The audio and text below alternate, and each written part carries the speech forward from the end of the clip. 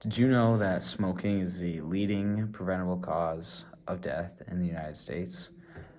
According to the National Institute on Drug Abuse, it's estimated that smoking kills about 480,000 people a year in the United States. Today, I will explain how someone becomes addicted to smoking cigarettes, the physical effects of it, and all the risks that come along with cigarette smoking. First, I'm going to explain how someone gets addicted to smoking cigarettes.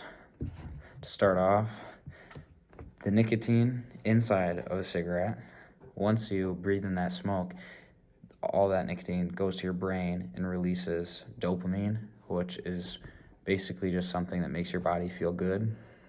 And as that nicotine fades, your brain calls for more and more dopamine, which makes it really difficult for someone to stop smoking. Along with withdrawals like headaches or nausea and overall like jumpiness makes someone making someone jumpy. It makes it difficult for people to stop smoking and then outlast the withdrawals that comes with trying to stop. Next, moving on to the physical effects of smoking. There are many physical effects. One is that it causes premature facial wrinkling and aging, which is basically just making you look a lot older than you are. You could be 30 years old and be an avid smoker and look like you're 50, 55. It just makes your skin sag and wrinkle like you're way older than you are. It also stains your teeth and can eventually make them fall out way earlier than they should. Along with, it can make you very skinny, like unhealthily skinny, and this is just something that is not good to deal with. Another thing that most people don't think about is sleep.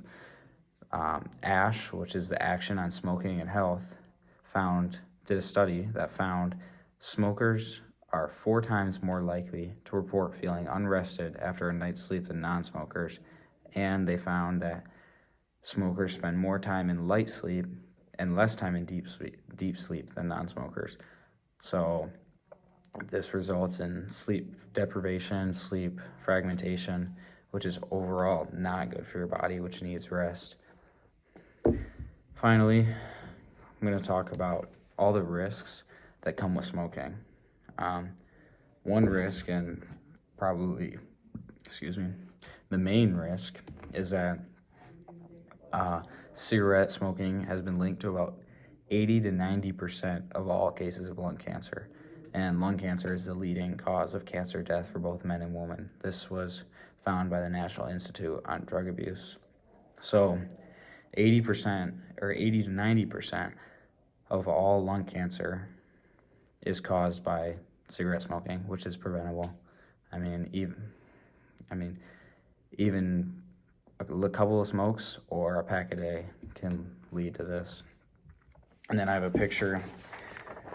This, you probably can't read it because it's backwards, but this is a normal person's lung, a non-smoker, that's their lungs, and then a smoker's lungs, which is definitely not what we want for our body. It is just horrible for the body, and once it gets that way, you really can't turn from that. They're not going to heal getting to that point. Next, there are many other diseases that come with this. One, chronic bronchitis, emphysema, COPD, heart disease, and heart disease is the leading cause of death in the United States, and you're 3 times more likely to get heart disease if you're an avid smoker. It also increases your risk of heart attack and stroke. You're 3 times more likely to die from sudden cardiac arrest if you're a smoker. So there is really no benefit from smoking or like any feel-good things from smoking that outweigh all of the risks that come along with it. To conclude, smoking can affect you in many ways. I've discussed how smoking gets a hold of you and how it's so hard to get away from it. all the physical effects that come with it and all the risks that are brought with smoking cigarettes. Always remember the consequences that come with smoking, and if you already do smoke, it is never too late to stop smoking.